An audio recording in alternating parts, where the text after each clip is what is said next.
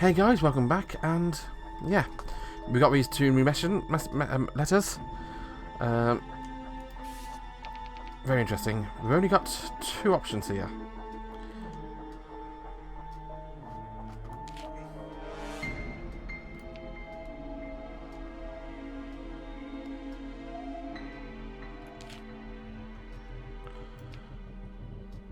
So you can't get anything there.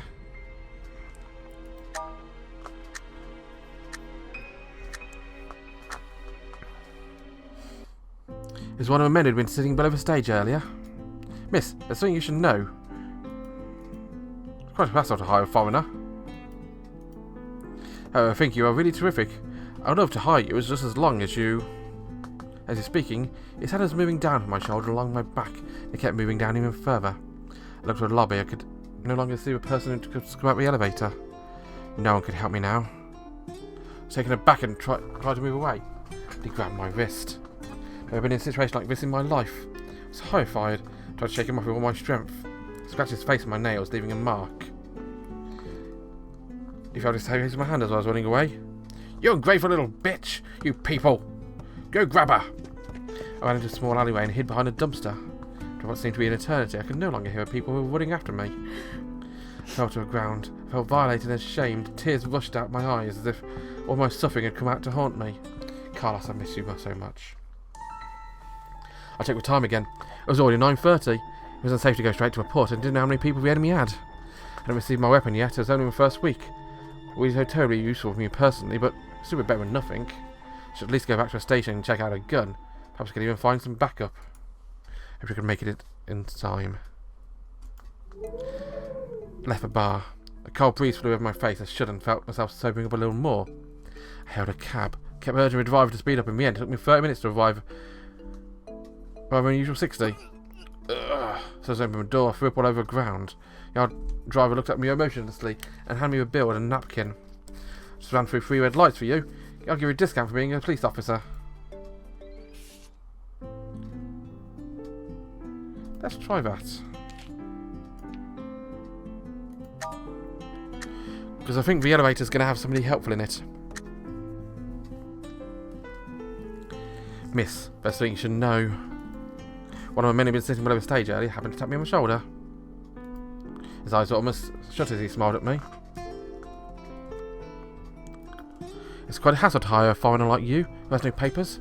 You won't be able to find another job in all of Hong Kong. However, I think you are really terrific. I would love to hire you just as long as you... As he was speaking, his hand was moving down from my shoulder along my back and it kept moving down even further. I was taken aback and tried to move away, but he grabbed my wrist.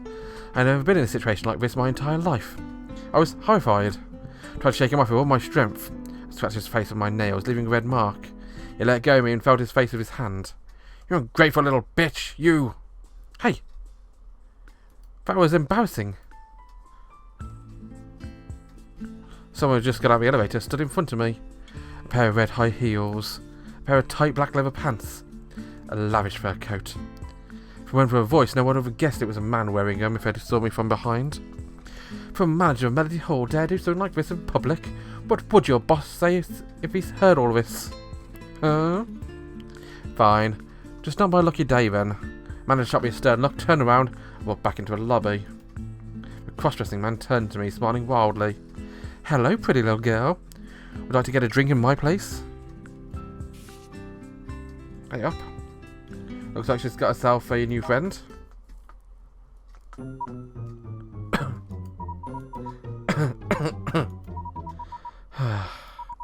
You asked me how deeply I love you. What on earth are you doing? I'm singing. Huh? I didn't know you sing. What's the name of the song? The moon represents my heart. How did you still know this song? I thought I had. What are you mumbling about? I mean, of course. This song. One in China knows this song. Huh? Why are you suddenly in the mood to sing? When I read Alicia's story about her singing, all of a sudden, just like a lot of music popped in my head out of nowhere. So I was thinking, maybe I was a singer before I died. Before you died? I heard stories about how some people become gods when they die, with unfulfilled wishes. That must be why I know these songs, right? Aren't those usually ghost stories, not god stories? Although if I'd been with Case, wouldn't my power have been something to do with singing? What do you mean? For example, when my singing has healing properties. Or my song can bring peace to people at war. How imaginative. We've been alive for a long time. There's nothing strange about us knowing some songs. Gods are supposed to know everything. If it weren't for your memory loss, I'm sure you'd remember even more. Well, that makes sense. Guess I was never a singer. Now I feel sad. Didn't know you want to be a singer so much. Look, I made you some osmanthus cake. Wow! Nothing's more powerful than sweets. Enjoy cake. Remember to do your work after you finish your snack. And I'll talk to you later. Wait, I haven't heard you sing yet. Before you go, sing me something. I will not. You're my servant. You cannot say no to my request. No. As your servant, my duty is to supervise your work. And saying no to you is one of my rights. Well then, what if I serve you some tea? I made with tea. How about I wash your face? I just washed it myself. Well, would you like me to comb your hair? What would you like to hear? Name it. Your face looks almost twisted. Well, let me think.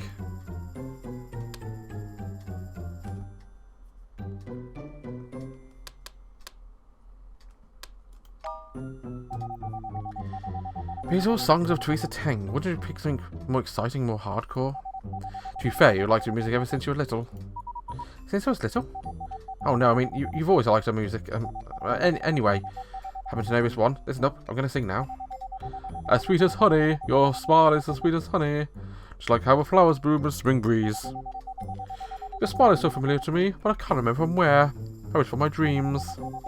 What do you think? I'm curious. Why is that the only sound we make when all we talk is a single beep? The tone's always the same. Even when we're singing, it's nothing more than beeping. You're only now noticing that? Well, we are gods after all, not humans. We have our own unique qualities. We should focus on them. Speaking of which, how's work been recently? It's been going pretty well. The only complaint is there's so many letters. We're putting a lot of all-nighters to finish them. You don't have to work that hard.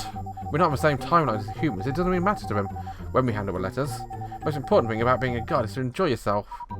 Okay, I'm enjoying myself. It feels so great to be able to help people. I'm really happy. Okay then, as long as you are happy. Oh, by the way, have you forgotten something that's important? What? Important thing? Comb. Ah, my new letter's here. It started working. I knew it. That was a cute little interlude. What? VR rules. From Jimmy. Damn it. Special up, midnight. Dios, ¿qué hice mal? Heavenly Father, what have I done wrong? Jack. So she's now got a unique one.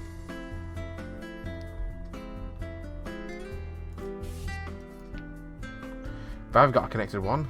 And she's got a lone one.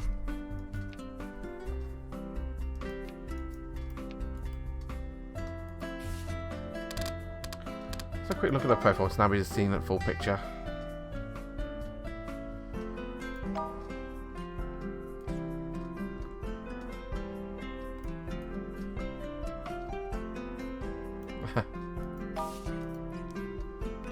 I will admit, she is very attractive.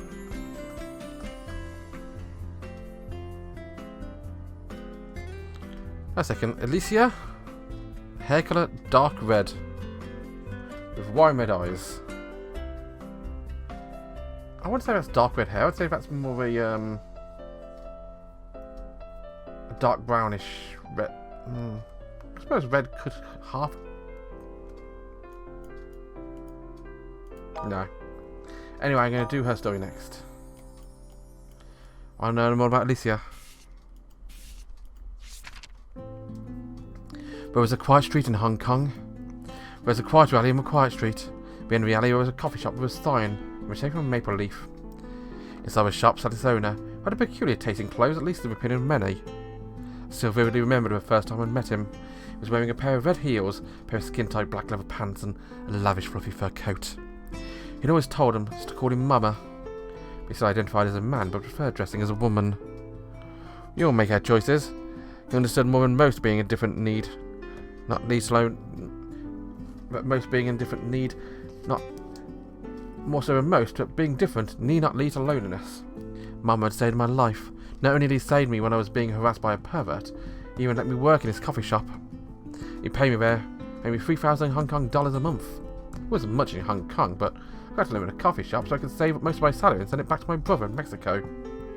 I hoped it could help pay for school. For silver misfits like me, who Mama had taken under his wing. Hang, who could never tell ketchup apart from jalapeno sauce. Raha, who couldn't help singing whenever he picked up a goblet. Jack, who was by the table twice. We had different coloured skin, we didn't speak to each other as a language. We'd been learning from each other as well. We'd often talk to each other in English, Cantonese, Mandarin and Spanish, all at once. Miraculously, we usually managed to understand each other pretty well. We always had a great time together. We shared the same bedroom with 2 bunk beds. Jack slept on the top bunk, Hang and Raha slept on the other one. Jack was only 15. He had curly blonde hair and clear blue eyes. Carlos was a few years younger than him. When we'd been in the orphanage, he and I slept in a bunk bed like this too. As well, I liked to stare at the top bunk before falling asleep. I imagined it was that 15-year-old Carlos sleeping up there. However, peaceful days did not last for too long. Only Jack and I were in the shop that day. He'd just taken the trash out the back door. Moments later, heard a muffled sound of fighting and yelling were back. I ran out the back door and saw a couple of tall, strong men pinning Jack to the ground, tying his hands and feet behind his back. His lips were bleeding and he seemed to be unconscious. I wanted to run back upstairs and find Maja, but I knew he was sleeping in the bedroom. Before I could, someone caught me from behind. Both then covered in foul-smelling wet cloth. When I woke up, it was already deep in the night. Jack and I were locked inside what seemed to be a small warehouse. Jack woke up almost the same time as me. We both looked out the window. We could see the blinking neon lights of a busy Melody Hall. I remember correctly, there was an auction house at the opposite Melody Hall. Mum used to tell us the auction house on the street was not really legitimate. Legendary paintings had gone missing. Rare ore had been illegally smuggled in. Frozen sperm of a dead movie star. Ancient mummies of an undeterminate age. Panda bears. Eager and exotic looking young boys and girls.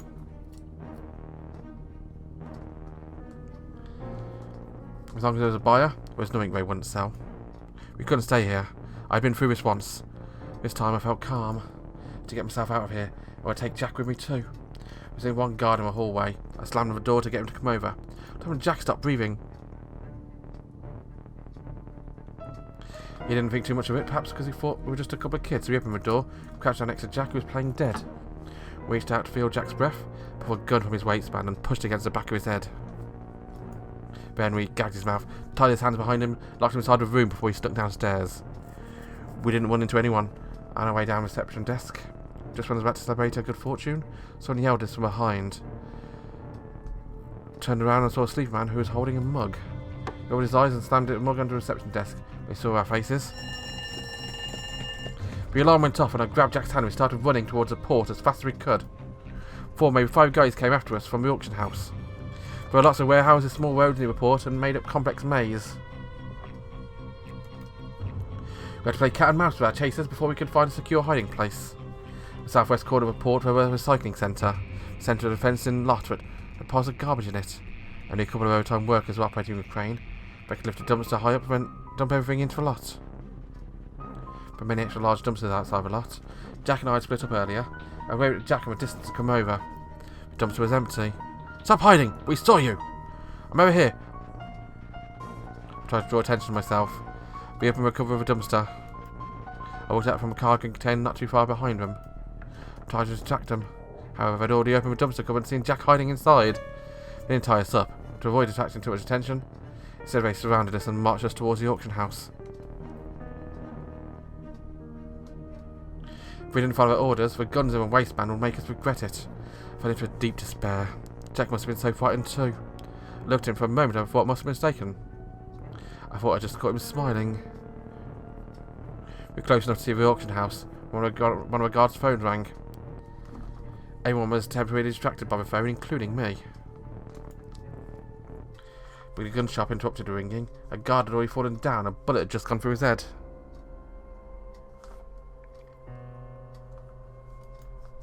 Jack had just shot him with a smile on his face. He had somehow taken a gun from one of our guards. He turned around and shot the second guard right in his chest. He didn't waste any of the bullets. It was almost like magic. Soon, all 5 guards were lying on the ground. He looked at me with a casual expression on his face. Alicia, let's get out of here. I was still in shock at what happened, and before I could say okay, I heard another gunshot from farther away. Been splashing sound nearby.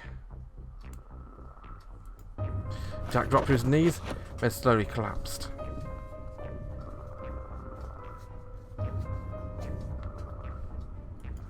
Bright red liquid was oozing out from a small hole in the villager's forehead. The young man with a mug was standing behind us at a distance. This time he was carrying a gun instead of a mug. He started walking slowly towards us, had my hand on my head and dropped to the ground sobbing. Heavenly Father, why would you let this happen to us? What have I done wrong? Let's try this one, shall we?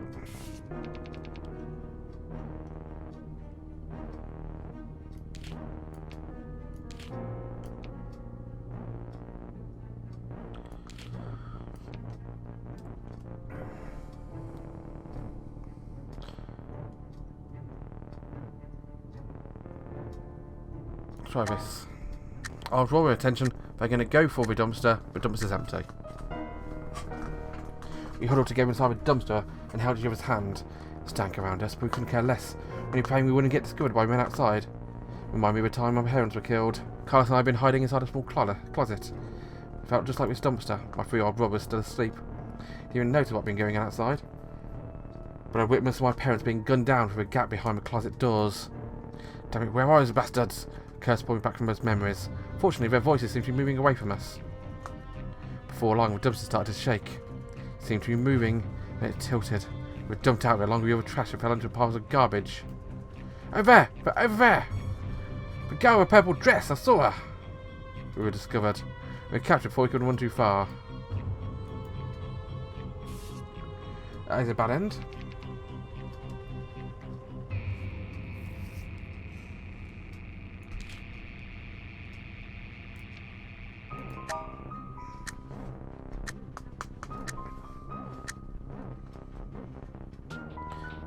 I walked away from outside behind my cargo container, not far away, as I tried to distract him.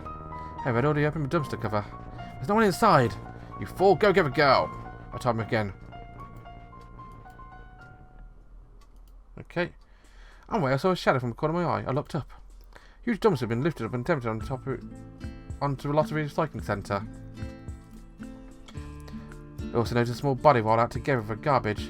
None of the guards were aware of it, and I realised the person had been looking for was right under their noses. Jack had always reminded me of my little brother. I often changed my shift to the same ones as him. Like Carlos, Jack never talked too much. However, I still tried to chat with him. After a while, we started to talk more and more of each other, though he rarely mentioned anything about himself. Once I accidentally saw a horrifying burn scar on the back of where he was changing. It was a story he didn't want to think about. Another time I asked him what he would like to be when he was older. He pondered a while and said, a policeman, or maybe a doctor. The look in his face was almost like he'd been looking at the ocean and a blossoming flower. Being enchanted by the hypnotising scent of the flowers. Warm summer breeze was kissing his exquisite blonde hair. The glowing sunlight was shining inside his sky blue eyes. It must look like an angel to me at that moment. I knew he was not just saying that. He had a lot of books.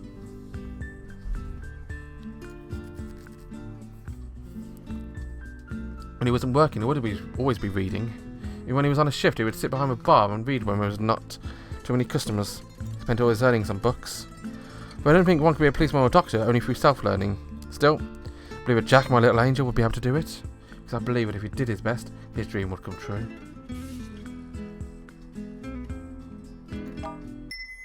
Interesting.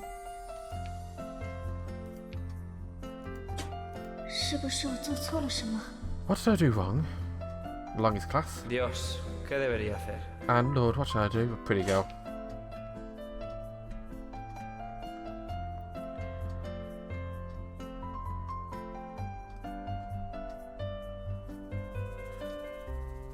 Interesting. Carlos's happens at the same sort of time as Alicia's.